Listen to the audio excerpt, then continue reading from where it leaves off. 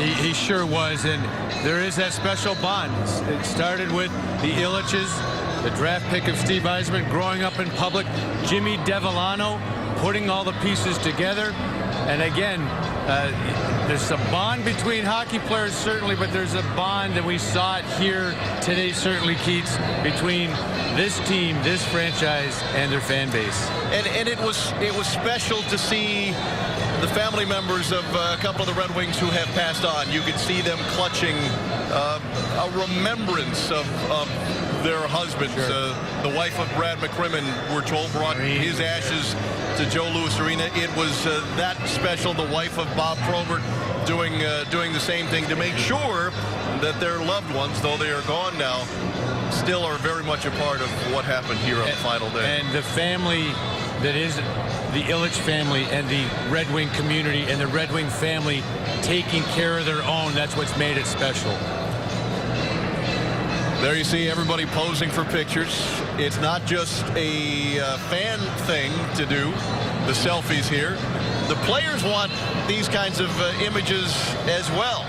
They want to make sure that their time as Red Wings and at Joe Louis Arena are preserved forever, and you know it's something that they will pass on to their family members as well. Everybody here, there's Joey Kocur, appropriately enough, in the penalty box. You know that's a special place, and posing with the wife of the late, great Bob Probert in the penalty Gary box Smith, here at Joe Louis Arena. Doug Brown, Konstantinov, Scotty Bowman spoke so well. Rambled a bit, as he said, as he promised, but how could you not? And Vladimir Konstantinov was one of those players that really sort of changed the fortunes of the team. For those of you who can't recall the way that he played with an absolutely crushing, bruising style, and that's when the Red Wings really began to get good, and certainly it played a large role in ultimately winning the first Stanley Cup in 42 years. And it hid or masked a little bit how good he was offensively, because he'd rather hit you than carry the puck, but he could do both so well. And you could see how much it. Yeah, there's our guy. There's our guy, Chris Osgood. You can see how much you can see how much it meant to Vladimir Konstantinov to be a part of this. Look at the goalies. Vernon and Howard and Ozzy. They speak in some language that only they understand, I think, because nobody else would stand in front of vulcanized rubber coming at you at 100 miles an hour. And there are the Swedes, Michael Samuelsson and Nicholas Kronwall and Thomas Holmstrom. And then meanwhile, the great Al Sabatka visiting with Dino Ciccarelli. These are the people that we grew up watching. No matter what generation you are here in Detroit, you followed these players, and it's interesting to hear the reaction that the newer players got on a par with players from the 70s and 80s and 90s as the Wings really got good, and this place hosted some sensational hockey. Yeah, there are lots of great players, and they're proud to be part of it. My career, as we know, one season gliding through the organization. But there's guys like John Ogrodnik, played here, scored a ton of goals here. Dino never won a Stanley Cup, but certainly embraced. But you're right, it's more about the guys when they got good, when they won, but everybody's a part of it. That's what has made this a special franchise. That was an interesting shot. You had Frans Nielsen, who's only completing his first season with the Red Wings, visiting with Darren McCarty and Joey Kocur. You know, perhaps you're looking to sort of absorb some hockey greatness from others who have walked the same path that you have. You're part of it now. The winged wheel, it's special, and that's what they've talked about. We've heard it a lot of this season from the coach. The culture, right? Don't lose the culture. This is the culture and the feeling why you want to turn the page and get back at it next season. There's Doug Brown pushing Brown off. Former teammate Vladimir Konstantinov along, and Brown off they called him because he was considered to be the 6th member of the Russian contingent. And there are those all Swedes.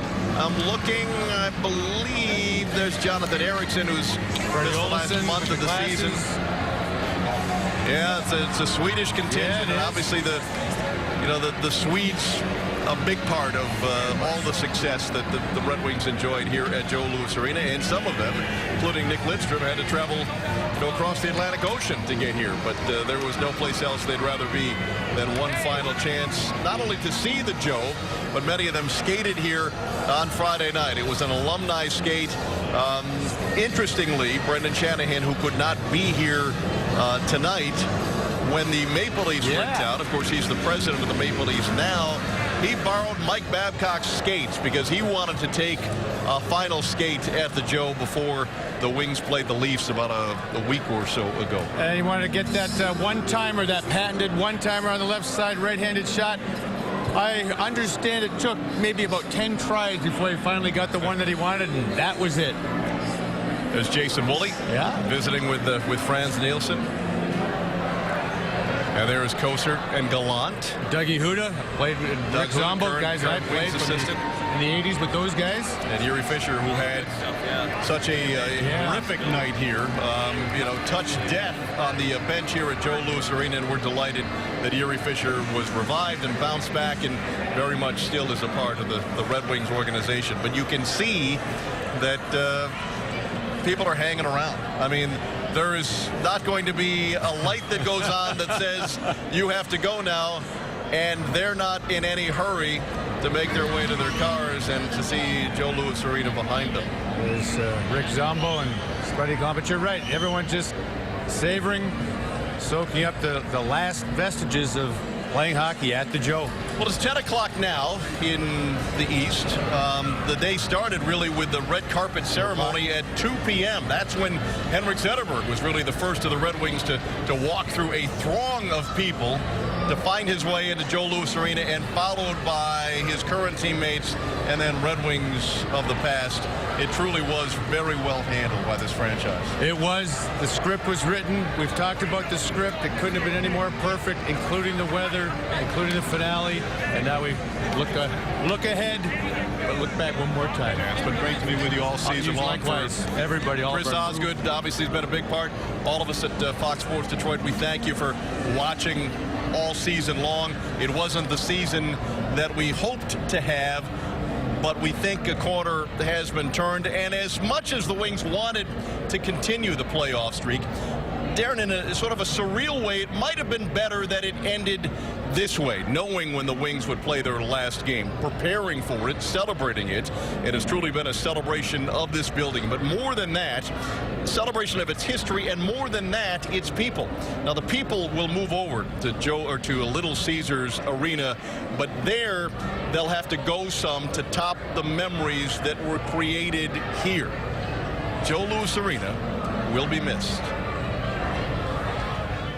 It was appropriate. The place was named for a heavyweight fighter. Joe Louis Arena has never been for the meek. If you were a fan here, you were a Detroiter, a little tougher than most, able to absorb some shots. And that started even with a climb into a building that has hosted political conventions, more than its share of concerts for a generation, and sporting events for all styles and manner. But at its core, it's always been a rink, a barn, and that is said with a touch of reverence. The Detroit Red Wings on the Stanley Cup champions. Through with a great lift, follows up with the right. Gets McCarty, gets his shots in at Claude Lemieux. 700 for Brett Hall. The Detroit Red Wings have won the 2002 Stanley Cup. A place where players were known by a nickname. Eiserman on the ice where he should be. At center ice where he should be. Steve Eiserman raises the chalice above his head. Another shot, score! Eiserman Scores! There it is! Eiserman Number 600! Stevie, Shanny, Ozzy, one-on-one. Coming in there on Niederma.